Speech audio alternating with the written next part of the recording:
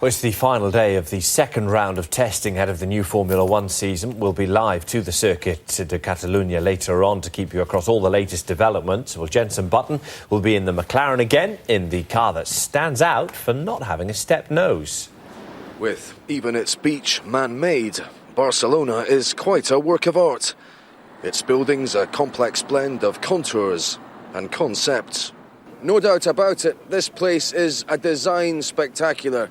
But this week, there are some different architects in town. They don't work in stone, rather titanium and carbon fibre. Some of the men who designed these cars are paid more than the last England manager. This year, new safety rules have forced almost all of them into a common feature, the stepped nose. This man was the exception, McLaren's Paddy Lowe. We're very comfortable with how we arrived at that design.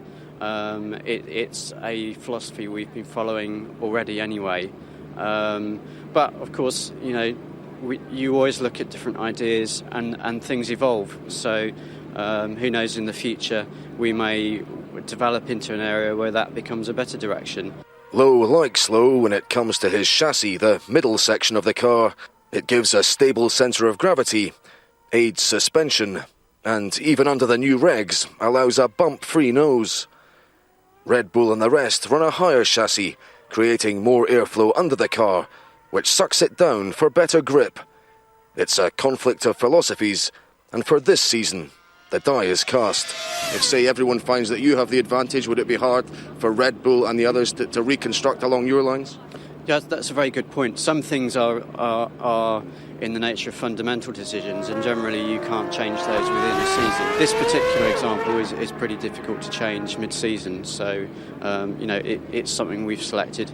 But in my view, no different to a selection, for instance, of the front wheel position. With teams now running race simulations, Lewis Hamilton reckons McLaren are ready to fight for victories from the first race, while conceding Red Bull still look a bit faster.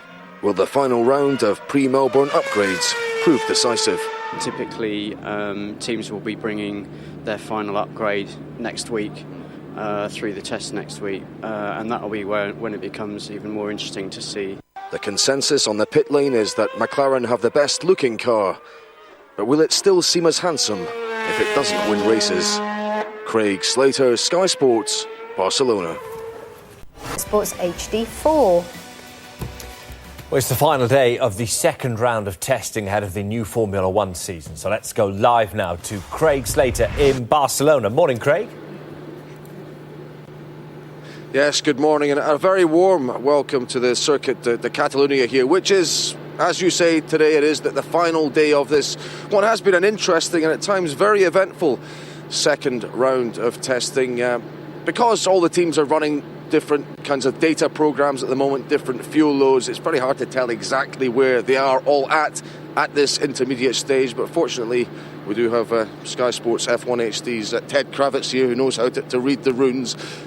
Ted, I know you were quite interested in taking a look at the Red Bull yesterday and in hearing what Mark Webber had to say after he was on the track. Perhaps we detected maybe the first little signs of fragility in that car. I'll get your thoughts on that in a moment, but first let's remind ourselves of what Webber had to say after testing yesterday.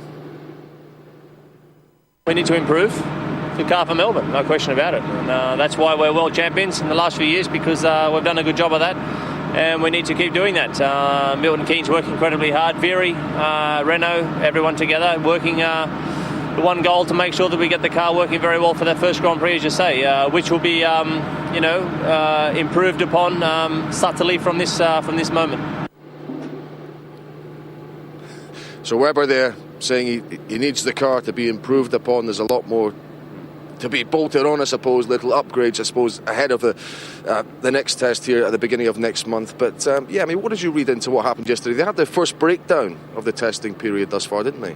Well, they did. They had a gearbox problem in the morning, and then the car ground to a halt at the end of Webber's run in the afternoon. But good old Mark Webber, you can always rely on him to tell you the exact truth. Sebastian Vettel felt the same thing about the car, felt that it was still a little unstable once they get to a proper track like this, and felt they still needed to find some grip, but never told us that. Mark Webber straight out and saying, yep, we need to improve the car. But unfortunately for everybody else who likes competition, it's been pretty much the same for everybody. Red Bull has found that they've lost some grip, but so have McLaren and so have Ferrari. Yeah, because in the first couple of days of testing here, we saw Lewis Hamilton on the track at the same time as Sebastian Vettel. In fact, they were pretty close together, running almost nose to tail for periods. Now, he reckoned, yes, the Red Bull, he reckoned, was still a little bit faster than the McLaren at this stage. From what you saw yesterday of Button and Webber on the track, was there more evidence to that effect? Yes, definitely. The Red Bull does seem to be a faster race car at the moment. Jenson Button made a couple of little digs yesterday when he was talking to us. He said, the only time I saw a Red Bull was when it was overtaking me during my race simulation. And at that time, they were both running pretty much similar levels of fuel. But McLaren fans, don't worry, because this is still the launch spec of the McLaren car. They have a big upgrade package coming for the next test that starts on March the 1st, and McLaren are sure that that's going to add about a second's worth of performance, maybe half a second. It'll be able to shave off their lap times, and that's going to be a big improvement. The only question then is how much Red Bull still have up their sleeve. But we don't want to get too much into drivers' personal lives, but I couldn't help noticing that Lewis Hamilton was tweeting yesterday evening that he was out at a concert in Birmingham with Nicole Scherzinger. He seems in a good place and happy with his life at the moment, which is great for him. But Bernie Ecclestone, I noticed, has made comment about how significant he expects Hamilton's season to be. He's calling it a make-or-break season with Lewis here at McLaren. Now, they're not going to discuss his contract till after the first few races. He's in the final year of his contract, Lewis Hamilton. Do you think both sides here are taking a little bit of a look at each other? I think that's particularly telling that McLaren want to wait a couple of races until they see what kind of Lewis Hamilton is going to turn up to the first race in Melbourne and then Malaysia. I think they know that he has the inherent speed, but there's some question about his mindset. Now, as you say, he seems to be back with his pussycat doll girlfriend. Maybe he'll be happy with his life as well as his professional life. But we'll see. He can't go on being beaten by Jenson Button. I think he'll be back on track, though. I think that was Bernie Ecclestone being a little mischievous, just wanting to get some of the interest stoked up that potentially Lewis Hamilton might be able to go to the best car in Formula One, which is still the Red Bull, and that would be something that we'd be quite interested to see, wouldn't it? But no, I have a feeling that Lewis Hamilton will re-sign with McLaren maybe April time. Well, I don't know about you, Ted, but one of perhaps the most disappointing image of the week, for me anyway, was the sight of the Lotus trucks, or at least a couple of them, departing the paddock here. I don't know if we could just take a look. You can still see a few of them are parked up there, but on day one, after just 7 laps, Romain Grosjean had to come in. There was an issue with the chassis. Now, we're hearing that it's something that can be repaired, but they've lost 3 days of testing. They may get one back, but how much of an embarrassment, can we put it in those terms, is that for Lotus? It is an embarrassment, because this is a proper Formula One team that's won world championships as recently as 2005 and 2006 with Fernando Alonso. The paddock rumour here is that they were trying something clever with a lightweight chassis, and it worked okay in Jerez, but Jerez is a very small circuit with not very high loadings around the corners. You get here to a big daddy track like Barcelona, long corners, big G-force, and this is where they were found out. And if we're to believe the rumours around the place, the front suspension was just ripping itself out of the front of the carbon fibre chassis, and that is a big embarrassment for Lotus Renault. There'll be some people desperately back at the factory in Enstone in Oxfordshire redesigning and reinforcing the front of that car. Okay, thank you very much for the moment, Ted. We have to say, to balance that out, that plenty of people have commented very positively on this new Lotus car, particularly Lewis Hamilton. We expect them to be up there challenging at the top of the midfield, we expect, this season. But interesting to see how things progress today. Could it be a big day for Ferrari, for instance, who have been lagging rather in the times thus far this week, but produced a big final day at Jerez? They're running on softer tyres today. They might look to post the time. We'll have all the updates here from the paddock throughout the afternoon on Sky Sports News. Great. For now, thanks very much. It's the final day of the second round of testing ahead of the new Formula One season. Let's go live to Craig Slater in Barcelona. Very good morning to you, Craig. Yes, good morning again. Welcome back to the Circuit de Catalunya here in Barcelona, and as you can hear probably, because I'm having to shout a bit, the cars are now out on the track for the final day of testing here.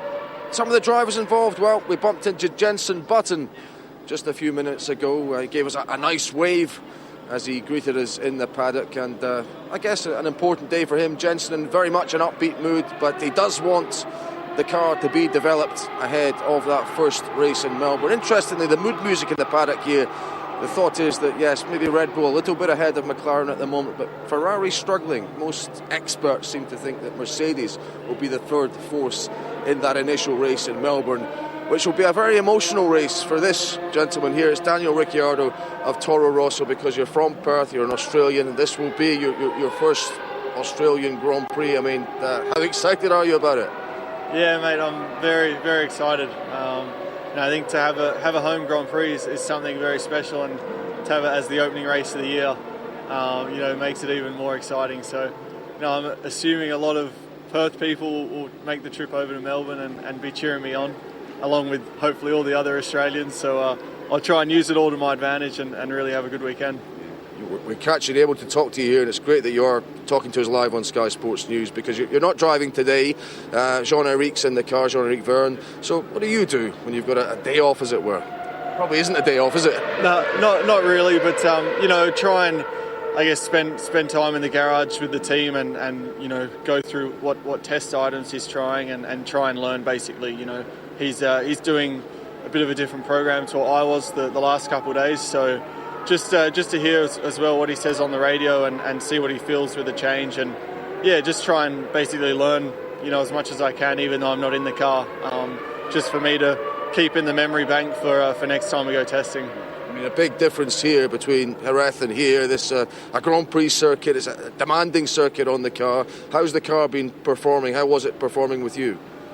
Yeah, it's nice to be testing on a circuit we race at, and we had a good first day, and second day we came across a couple of problems in the afternoon, but in a way it's it's a positive, I think, actually having problems now, because at least you find them and you can avoid them happening, say in Melbourne, for example. So I think that's the point of testing. You got to try things, and we found things that worked, and obviously some things that haven't. But generally I was happy with the tests, and it's quite a good circuit here as well. So we're back here next week, doing 2 more days for myself. So all getting prepared for Melbourne, and it's shaping up pretty nicely.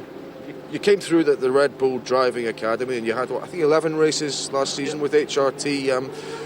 How important was all of that to bed you in and get you acclimatised to this very high altitude racing, if I can put it that way?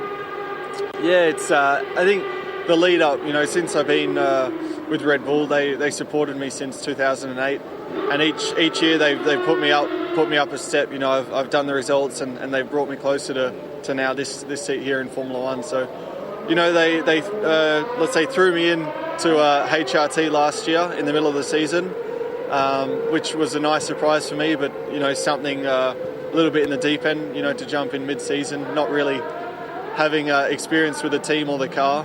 But looking back on it, I think it helped me and served me well for this year. It's things, as a test driver, you don't learn, let's say, what you get over a race weekend. So driving, the whole weekend and doing the race distance, that's where you really learn a lot more, and I think that's going to help me out, at least for the first few races this year. I mean, you've got here, and it's a hard road to get here, so all credit to you, but it's a cutthroat business, this. I mean, your 2 predecessors in the Toro Rosso seats, by most people's accounts, seem to perform pretty well, so you've got to work hard to stay and progress. That aspect of it, I mean, do you sense pressure every time you even test, never mind race? Yeah, definitely. There's always pressure if it's not on the team. I'm putting it on myself to perform, and testing as well. It's less bit of a less chaotic environment without as much media or spectators here, but still within the team environment, it's very very serious business what we're doing. I guess what we do here in testing is going to help us out for the start of the year, and let's say we're setting up the foundation, so it is important to make it good here, but I think my aim is to be world champion one day, and to be that or to get there, you have to put up with these sort of things, and you have to be hard on yourself and make sure you're getting the performance and the results. So you got to deal with the harder times, but it's the business we're in.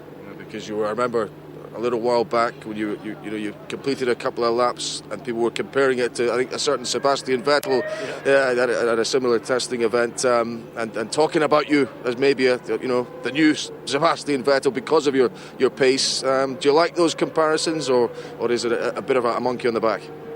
There's always going to be maybe comparisons or the stories around, but for me it's nice that maybe people are thinking these things, and as long as they're all positive, then it's nice for me to hear. But to be honest, I'm just I don't get too tangled up in it. I'm just trying to do my own thing, and when I'm in the car, I'm just trying to beat my personal best, let's say times or results, and just try and improve as much as I can. So if I can achieve what he's done one day, then I'll be happy with that. Great stuff. Lovely talking to you, Daniel. Thanks for taking the time to talk to us on Sky Sports News. Yeah, big year for Toro Rosso. Very condensed midfield it's likely to be. It's a watching brief for Daniel today and for us on Sky Sports News, and we'll have updates for you throughout the day here from Barcelona. Great, Craig. Thank you very much. Really. It's the final day of the second round of testing ahead of the new Formula One season. This is Pastor Maldonado in the Williams this morning. He recorded the quickest lap yesterday on the Catalunya circuit. Not so fast today, though. He's down in sixth so far. Felipe Massa's the fastest so far in the Ferrari.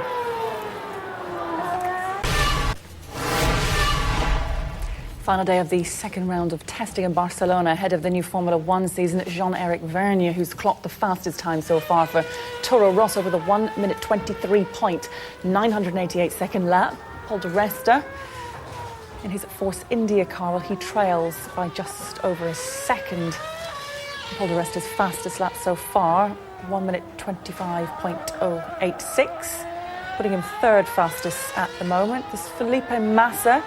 He's hot on his tails, only 0.1 of a second slower. Nico Rosberg in Mercedes, first round of testing, not going so well. He's back in ninth, 4 seconds slower in the reader. And Pastor Maldonado, who you just saw there in the Williams, recorded the quickest lap. He's down in seventh place so far. Let's get more on the final day of testing. And we can speak to Craig Slater in Barcelona. Craig. Thank you very much. Yes, the sun is shining, and as you've been intimating, the action is hotting up on the track. I've just hot-footed it from there, and so is Ted Kravitz as well. Jenson Button, we've seen him in action this morning. We actually saw him check in at the McLaren motorhome this morning, gave us a nice little wave and seemed in upbeat mood. But you've been keeping an eye on him. How's he been progressing thus far this morning? It's been okay. I mean, you're right, things are hotting up. We're reaching the time of the day now when the track is warming up. I've just been in the pit lane. Things are warming up there as well. I've had to put the sun cream on even because we're getting at the point where the track is at its best. There's only a small window between 11:30 and 3:30 here at Barcelona, it seems, when they can get some representative read out of the tyres. So just as I left the pit lane, Jenson Button was fastest. It seems now Jean-Eric Vergne in the Toro Rosso has gone up. Felipe Massa's already put a time in as well. So now they're getting to actually understand what the tyres are doing. And I think what Jenson Button found was that actually the soft tyre was degrading quite significantly, and he was finding he was getting the best balance out of the harder two tyres. And that's strange because usually the soft tyre should be quickest, but actually after 3 or 4 laps it was starting to get a bit slow. So he was getting more joy out of the medium and the hard. Just part of the learning process here at testing. Yeah, we've been looking at the aerodynamic aspects of the cars this morning on Sky Sports News, particularly the car's noses, which has been the big headline, I suppose, story in the run-up to this season, that McLaren has bucked the trend by not having a step nose. How is their car performing aerodynamically? Seems to be performing very well aerodynamically. They could use a bit more downforce, and they're going to get that at the beginning of the next test. But the crucial thing for McLaren is that with that low nose, they have good mechanical grip. And that means that the car is well balanced. When the drivers, Button and Lewis Hamilton, enter some of Barcelona's fast corners, they turn in and they can feel what the car's going to do, and it gives them the belief to actually push when they can. And that's very important for them. During races, they'll be able to make good use of that when they're chasing down the Red Bulls, potentially. But for McLaren's true speed, we're only going to find out around the 1st, 2nd of March when they start to put their next upgrade package on the car. Okay, great stuff, Ted. I'll let you get back to work by the pit lane, so I'll see you later. Yep, Ted going down there to keep an eye on things on the track. But let's just spin around and come over to where the Caterham motorhome is and speak to their sporting director, Steve Nielsen. Great first testing for Caterham at Jerez, but they've had a few problems since they've been here in Barcelona, and you've had a few headaches today, Steve. Just update us on what's gone wrong, I suppose. Well, it's truly been a testing few days, I can say, here in Barcelona. We had a good test in Jerez last week, very few problems on the car. Came here, ran Vitali for the first time, and we've had a catalogue of problems, to be honest. We failed to make him comfortable in the car as he would like. We can't give him the car that he would like setup-wise. And so he's had to drive the last couple of days really compromised in many ways. And we've been unable to fix those problems. We've got fixes in place to come to next week's test here. But Vitali had to sort of persevere along with the team yesterday and basically drive around these problems and get on with the programme, because we can't just sit in the garage and make no progress.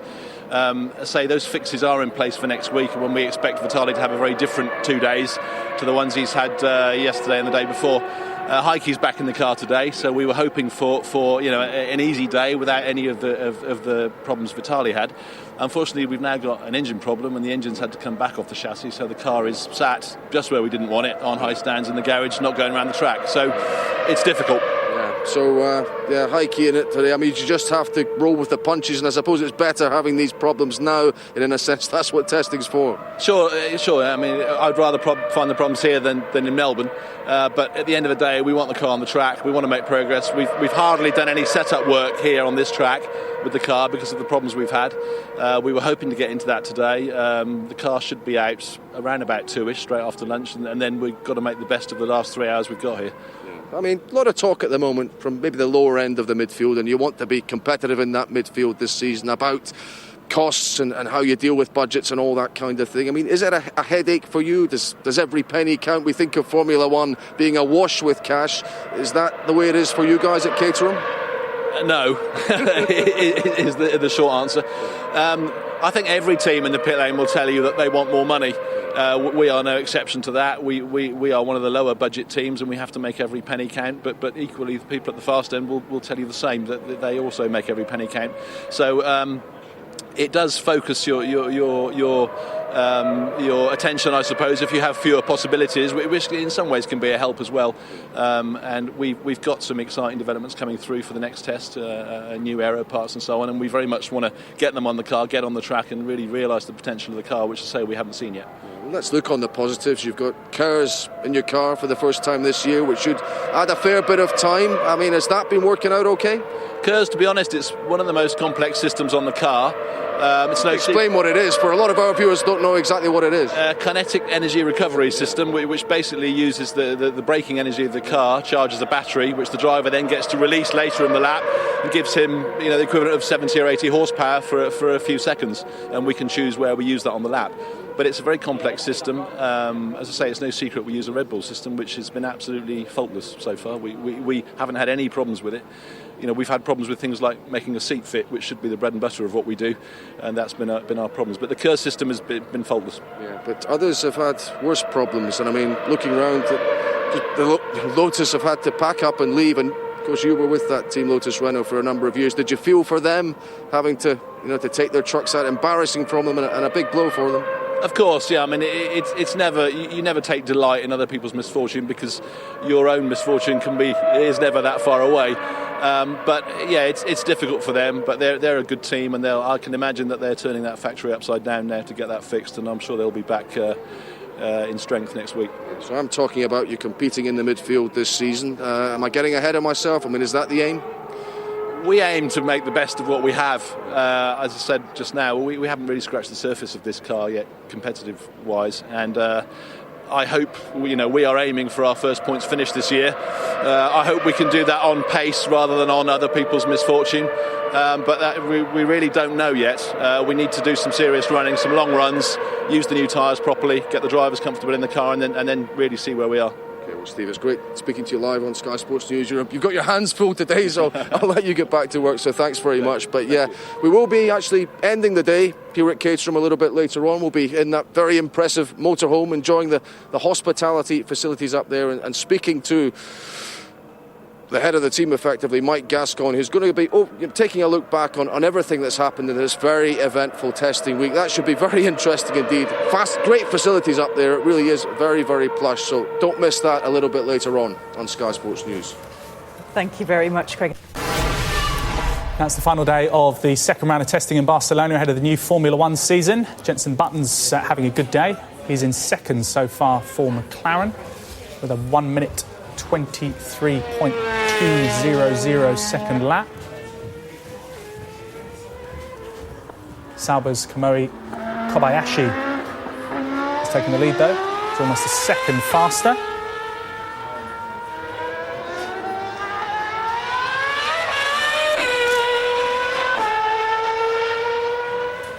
And the leader from earlier on, Jean-Eric Vernier, in his Toro Rosso, has been pushed back into fifth. That's Paul Di Resta in his Force India.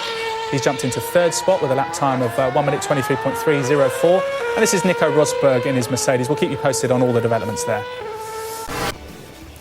Now to Barcelona, where it's day 3 of testing ahead of the new Formula One season. Craig Slater is there for us.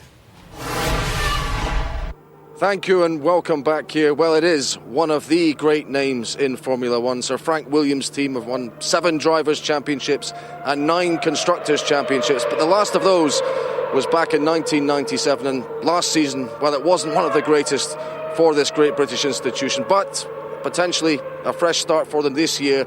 It is a new backroom team they have. And we can now speak to Mark Gillen, who's the Chief Operations Engineer for the team. You've had a pretty good time of it, it has to be said, since you've come here to Barcelona. Pastor Maldonado, fastest of the week thus far. Are things coming together? Yeah, I mean, we've had a really good week. We've covered almost 3,500 kilometres in testing so far, and very, very good. The car's been very reliable, pretty quick. We've learned a lot this last 2 weeks, so very, very pleased indeed. Because I'm saying it is a bit of a new team. I think you've been in the job yourself from October the 1st. Sam Michaels left, Patrick Coughlin's come in, Patrick Head's maybe gone away from the front line, as it were. How are you all gelling and working together as a unit? Yeah, I mean, we've had a new technical director with Mike Coughlin coming in, and obviously with Jason Somerville as head of Aero, the new technical team is gelling very well. We've got the car well prepared, and I think it stands on its own, looking at the times and the reliability of the car, putting in big mileage, and yes, I mean, the car's been quick, but all 3 drivers have been very complimentary so far. Yeah. So more to come still in the fight. I mean, will that be the acid test, I suppose, before we go to Melbourne, when the last little add-ons come on in the final testing? Yeah, I mean, we'll bring a new package to the next test here in Barcelona next week. So it's still a lot to do, still a lot to understand and a lot to improve. But the base car is significantly better than last year, and we're very pleased indeed. Yeah, of course, I suppose you'll be running various tests on tyres and that kind of thing. We've got some of the tyres you've been running here, which is great to have a look at. But these are that's the medium compound here and the soft compound over there, the yellow ones. But this is a particularly testing track. I wonder if I just come round here, we can get right close in and see some of the degradation on these tyres. Much of a change from last year, would you say, in terms of what Pirelli have done?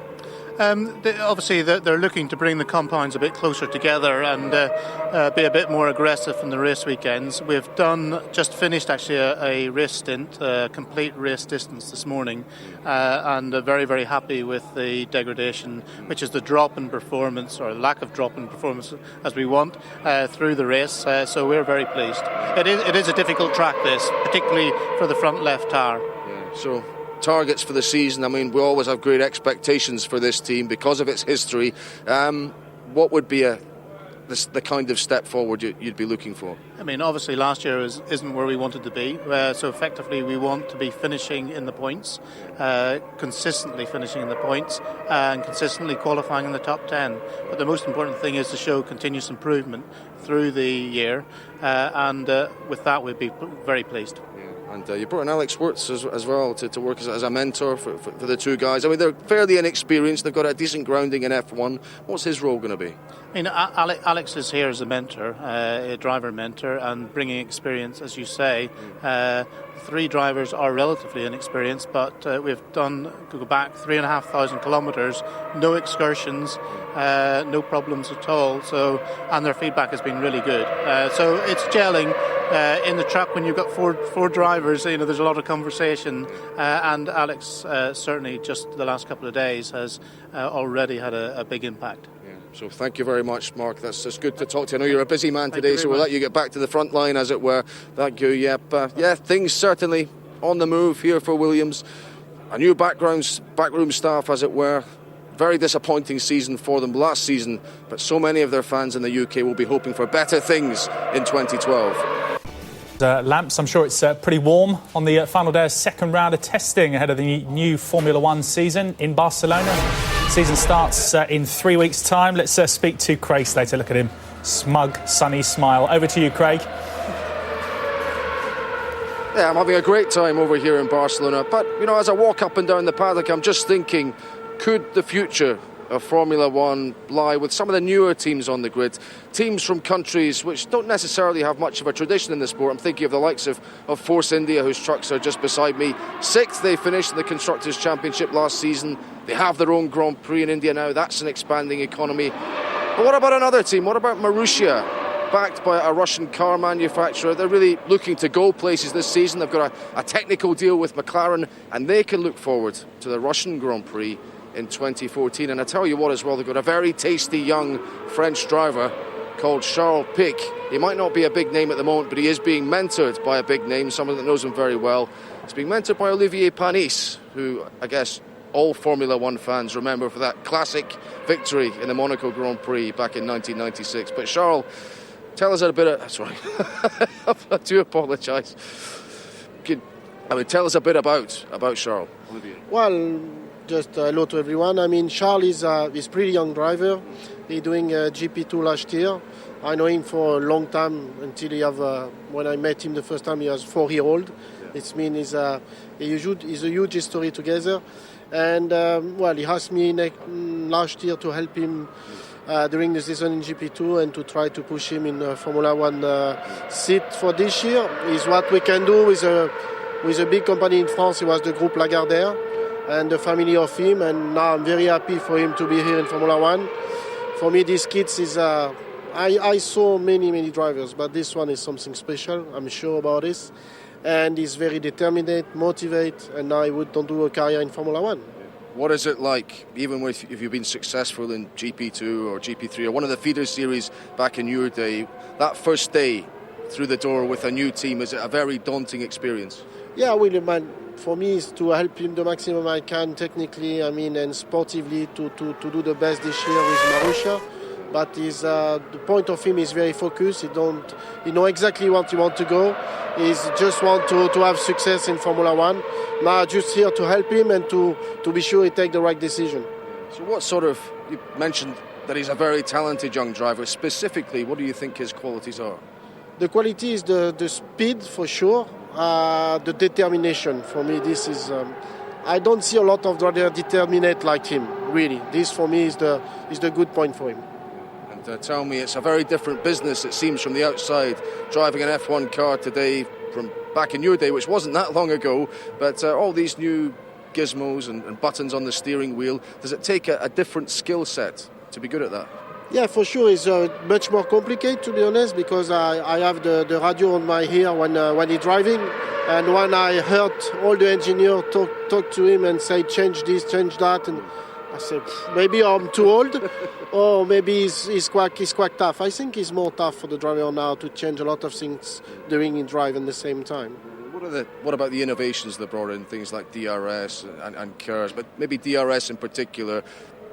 Some drivers from your era aren't so keen on it. They think it takes away some of the classic driving skills. What's your opinion? Well, to be honest, I was also not so keen at the beginning when I saw the DRS. But at the end of the day, for the spectacle, and for the overtaking, he's working pretty nice, I need to say it. And for me, what I saw last year, all the overtaking on the fight, it was pretty nice. If we have that, I need to say it's good. Talking about overtaking, I mean, do you still reminisce about 96 back in Monaco, coming from 14th in the field all the way through? I guess if you had to pick one race to win, you're pretty happy with the one you did win. Yeah, well, for sure, I was pretty happy. It was a fantastic remember for me. I overtake a lot of car. I push someone, still friend with Irvine anyway. And but it was different period, different car. But I think the Formula One, the way it go, the looks of the car, someone is a bit strange, to be honest. But for the spectacle, I think it's pretty good what he did. Okay, great stuff. Olivier, we're going to say merci and à la prochaine fois, I guess. But before we go, we have to say bon anniversaire to Alain Prost, the great French driver, good friend of yours, 57 today. So bon anniversaire, Alain. Très bien, Craig. Yeah, where's the cake? Merci beaucoup.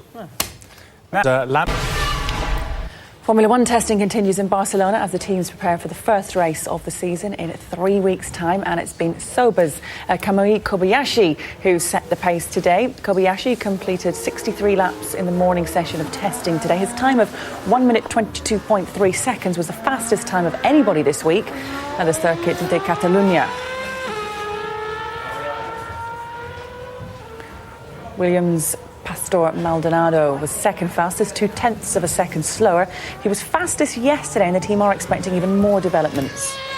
We'll bring a new package to the next test here in Barcelona next week. So there's still a lot to do, still a lot to understand and a lot to improve. But the best car is significantly better than last year, and we're very pleased indeed.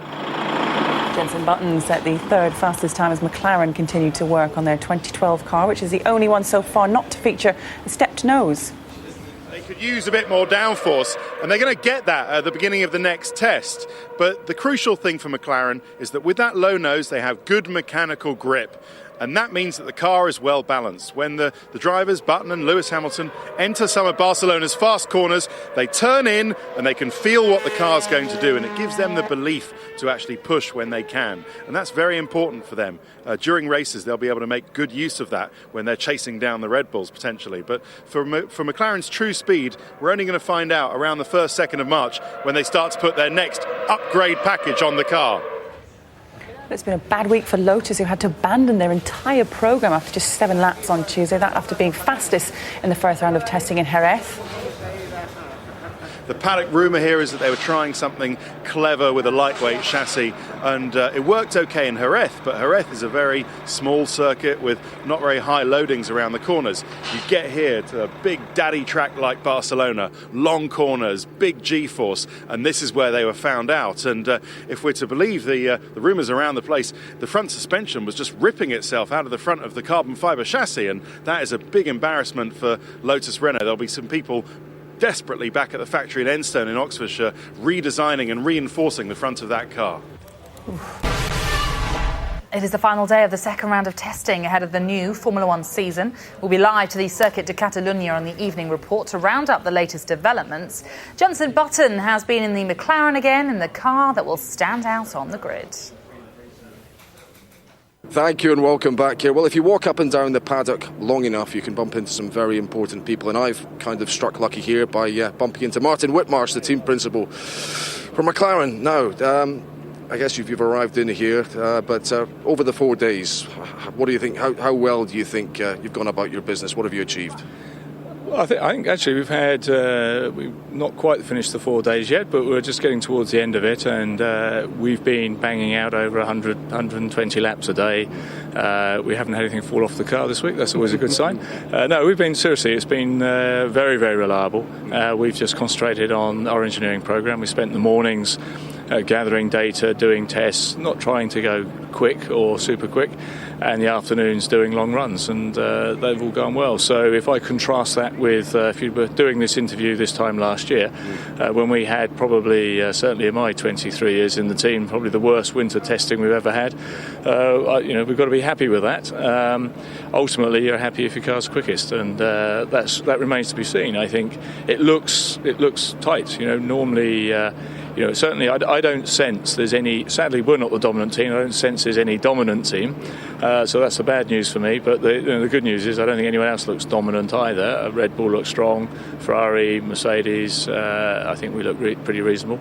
So that's encouraging. But as you know, Formula One cars, depending on the programme, depending on fuel load, depending on what you're doing, can really have a big influence. I suspect the big boys at this end could probably go 2 or 3 seconds a lap quicker if they really tried. But that's not the name of the game. We're not trying to win the Winter World Championship. We're trying to gather data, be prepared so that we can be strong for the season. So teams aren't quite showing their hand yet. Now then, let's move on to Ali McCoy, Neil Lennon. They continue our football previews later this hour, but now to the second round of testing ahead of the Formula One season, which has just finished. It's been a pretty dramatic stuff. Craig Slater has been there in Barcelona for all of it. Craig. Thank you. So, the second round of testing is now over, but none of these trucks are going to be going anywhere because all of the teams will be back here in Barcelona from the 1st of March for their last track time before the first Grand Prix in Melbourne. What a week it has been, though, to look back on. We've had the launch of the new Mercedes, we've had breakdowns, we've also had one team pulling out in the case of Lotus. And to look back on the week, we're going to speak to one of the big personalities in Formula One right now. He's the Chief Technical Officer of the Caterham Group. He's Mike Gascoigne, and we're going to meet him in here in their hugely impressive motorhome. This really is privileged access for us. Not many folk get in here, and what marvellous facilities they are. It looks like the restaurant or bar area of a high-class hotel. Something like this certainly makes 9 months on the road, travelling around the world, much more comfortable and bearable. Mike, thank you very much for having us in here. It's a pleasure to meet you. Welcome. But lovely surroundings here, but it's been quite a fraught day for you and Caterham today. Where did it all start going wrong? Well, actually, first proper run we did this morning on new tyres. Heike said he had a misfire. We went to change some things on the engine. Unfortunately, having had a look at that, they decided they wanted to change the whole engine. And with KERS on the car this year and everything, that's quite a long change. It'll be quicker when we're at the racetrack, but here in pre-season testing, we don't tend to have all the spares. All the parts we need, so we've got to swap some things from one engine to another, so it just took a bit longer than expected. It's not just the smaller teams, with all due respect to yourselves and some of the others who've had problems. In fact, I suppose the team who have had the most problems here this week and who are no longer here is Lotus. How much of a blow would that whole scenario have been to them? They say they can fix the chassis, but it's got to be a major setback this close to Melbourne. Yeah, and it's pretty strange to get something that serious that affects, I believe it was a crack in the chassis affecting suspension mount. That's pretty unusual and not that straightforward to fix. And obviously they've missed the whole of this test. Well, we've only got 3 pre-season tests, so that's a third of them gone. And it means that a lot of those problems that we had here this week, little things that go wrong, stop the car running and you fix in time for Melbourne, won't be fixed. So they'll be doing their best to catch up, but I think anyone would have to admit it's a big setback. Lewis Hamilton's tweeting that he's out on the town with Nicole again, so he seems in a happier demeanour. Have you read that into his behaviour? Have you seen much of him?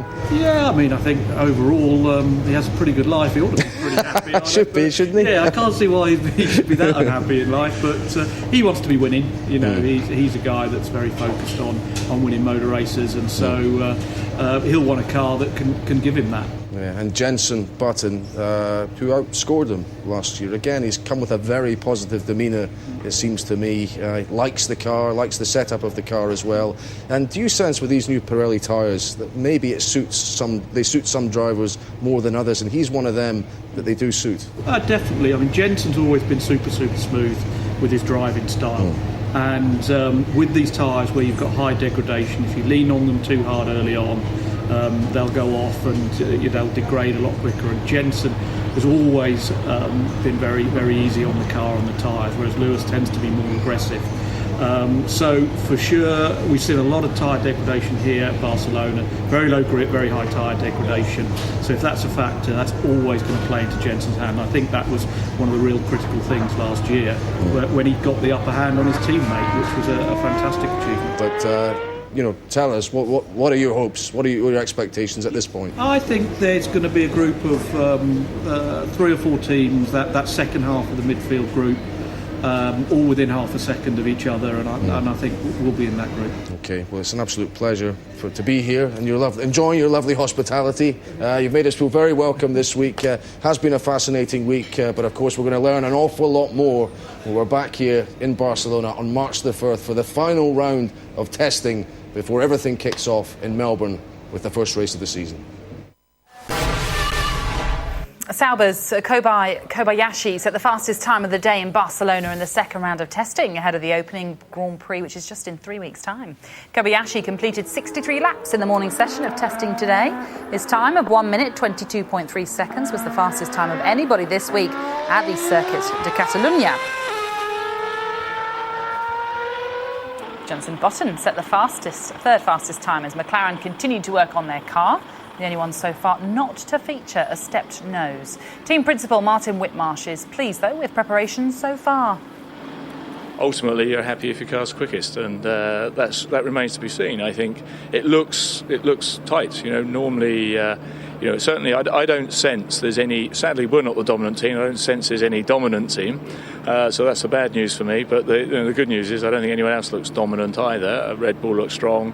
Ferrari, Mercedes, I think we look pretty reasonable.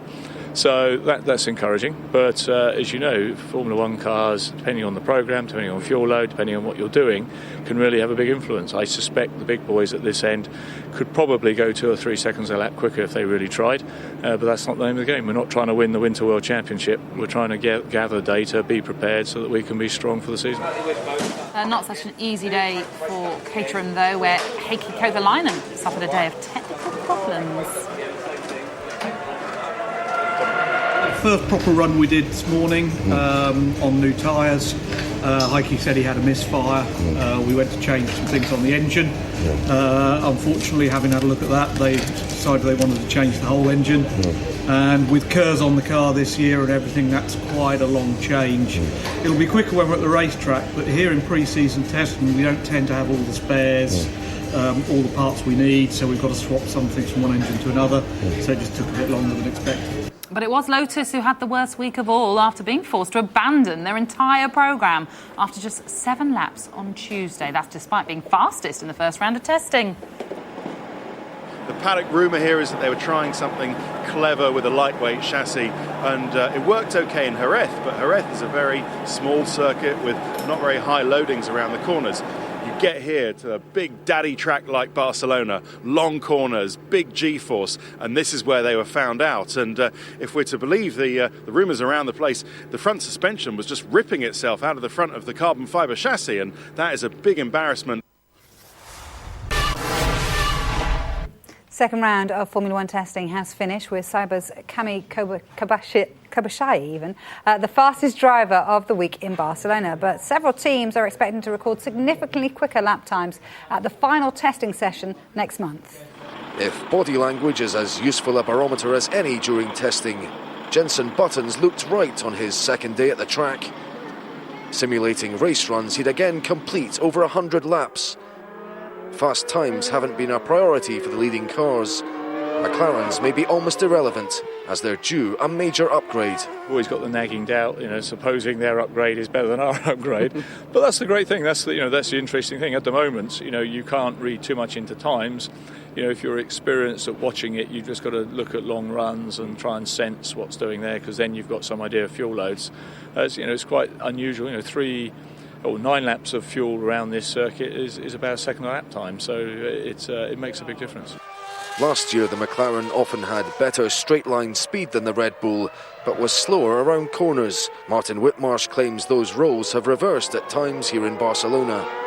Although Mark Webber's long runs were again more about data collection. I mean, we all like driving Formula One cars in testing, but I think the racing is when it starts, because we also have to stop guesstimating, talking to you guys about who is quick, who is slow. But, today we got through a lot of stuff.